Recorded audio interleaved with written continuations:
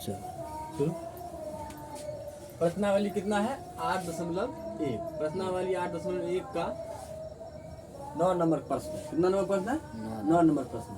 कह रहा है त्रिभुज ABC में जिसका कोण B समकोण है, यदि tan A बराबर 1/√3 तो निम्नलिखित के मान ज्ञात कीजिए। इसमें दो दिया हुआ है। एक नंबर में है sin A into cos C plus cos A into sine C, और दूसरा में है cos A into cos C minus sine A into sine C।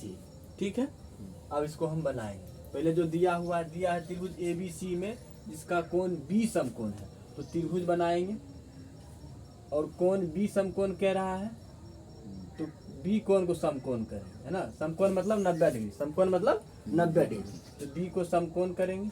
ठीक है, इसको A दे देंगे, इसको C दे देंगे। ठीक है, अब दिया दे रहा है tan A, क्या दे रखा है? सॉल्यूशन यहाँ से शुरू कर रहे हैं।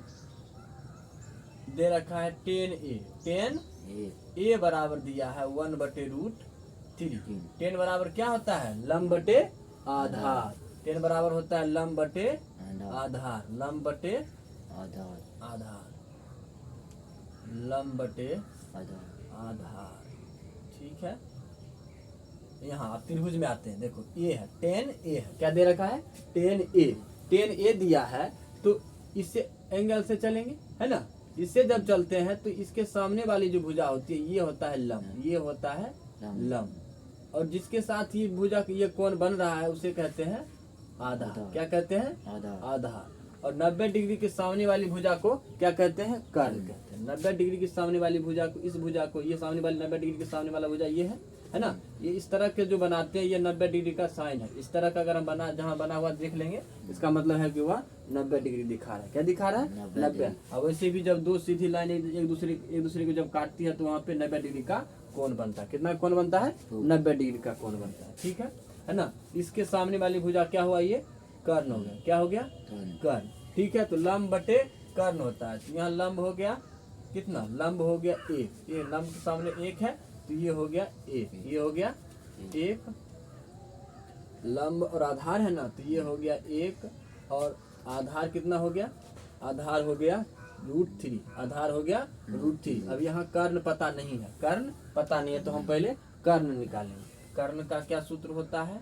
कर्ण बराबर सूत्र है रूट अंदर लंब का स्क्वायर जोड़ आधार का स्क्वायर, है ना। पाइथागोरस प्रमेय से। किससे? पाइथागोरस प्रमेय से। पाइथागोरस प्रमेय से ये आया है, लंब का स्क्वायर जोड़ आधार का स्क्वायर। ठीक है, यहाँ लंब क्या है? लंब दे रखा है, लंब है कितना? 1 का स्क्वायर, और जोड़ आधार है √3, तो √3 का स्क्वायर। ठीक है, 1 का स्क्वायर 1 गुने 1 1 होता है, और √3 गुने √3, √3 गुने √3 क्या हो जाएगा?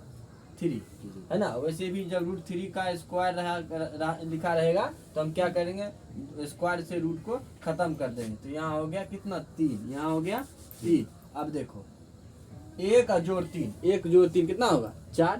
1 जोड़ 3, 1 जोड़ 3 4, है ना। 4, ये हो गया 4। अब 4 का वर्गमूल निकालेंगे तो या फैक्टर, इसको 4 का फैक्टर करें 2 गुने 2 हुआ। जब रूट के अंदर गुना में 2 रहता है तो उसमें से 1 बाहर निकाल लेते हैं। तो यहाँ कितना हो गया? 2। कितना हो गया?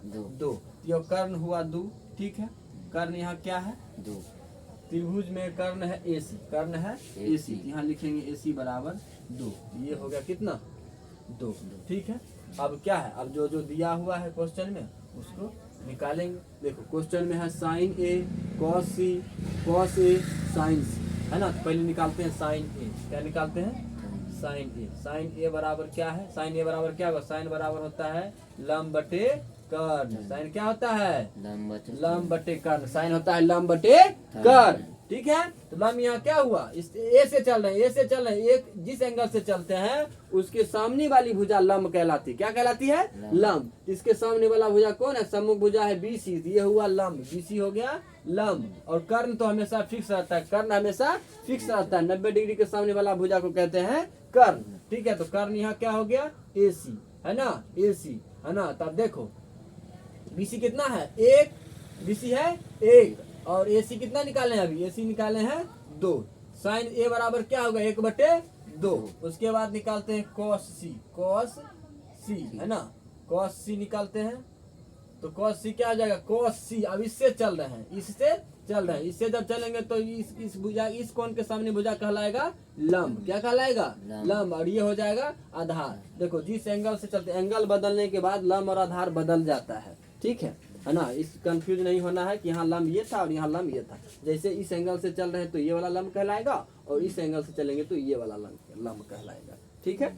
अब देखो साइन C, साइन का cos C है, cos का होता है आधार बटे कर्ण। क्या होता है, आधार बटे कर्ण, है ना। यहाँ आधार क्या है, इससे चल रहे हैं, इससे चलेंगे तो ये आधार होगा BC, यहाँ आधार हो गया BC, और कर्ण हो गया AC। कर्ण तो हमेशा फिक्स रहता है, कर्ण हो जाएगा AC।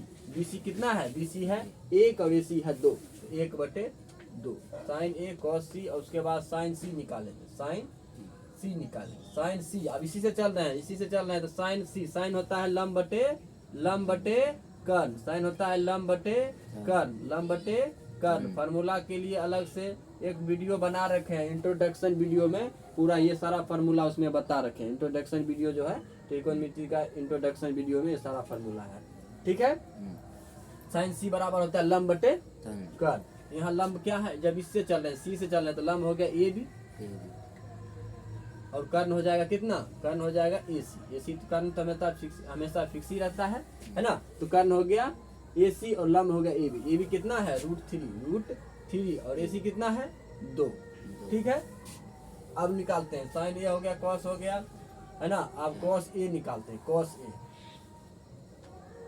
जो दिया हुआ है, साइन A दिया था तो वो निकालने, cos C दिया था वो निकालने, साइन C दिया है, इसमें क्वेश्चन में जो दिया है वही सब निकालेंगे। cos C, साइन C दिया तो साइन C निकालेंगे, और cos A भी दे रहा है तो cos A भी निकालेंगे। cos होता है लंब बटे कर्ण, आधार बटे कर्ण। cos होता है आधार बटे कर्ण, cos होता है आधार बटे कर्ण, cos होता है आधार बटे कर्ण।